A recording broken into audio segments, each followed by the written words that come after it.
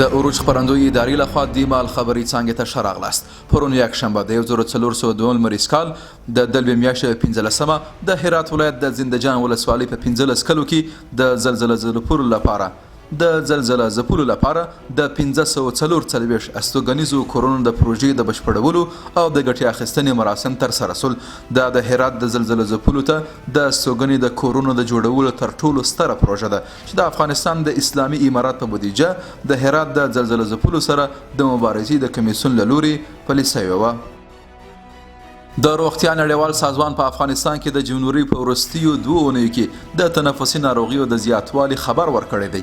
په راپور کې راغلی چې په دې 2 اونیو کې په افغانستان کې د تنفسي ناروغۍ نږدې 480,000 پیښې ثبت شوي دي.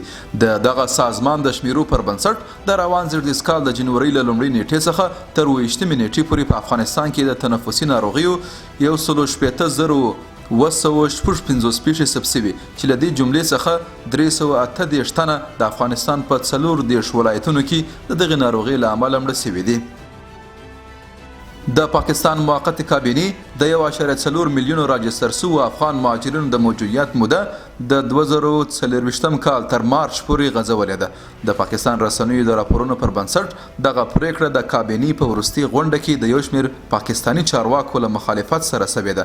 په ورته وخت کې د پاکستان په کراچي ښار کې د افغانستان قونسل عبدالجبار تخاري وایي د پاکستان موقت حکومت له اسنادو نه لرونکو افغان کډوالو ته تر 2 میاشتو نور هیواد ته د ستنېدو فرصت ورکړی دی.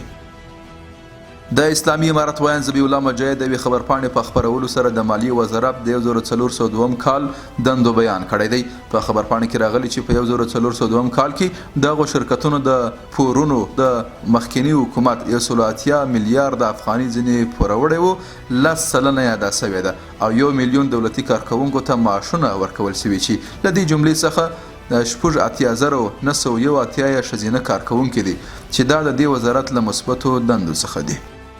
د ملګرو ملتونو د ماشومانو وجې صندوق یا یونیسف په خپله خبرپاڼه کې ویلي چې پر غزې د اسرائیلو د بریدونو له پیل راهیسې څه باندې 10,000 ماشومانو خپلې کورنۍ له لاسه ورکړي دي.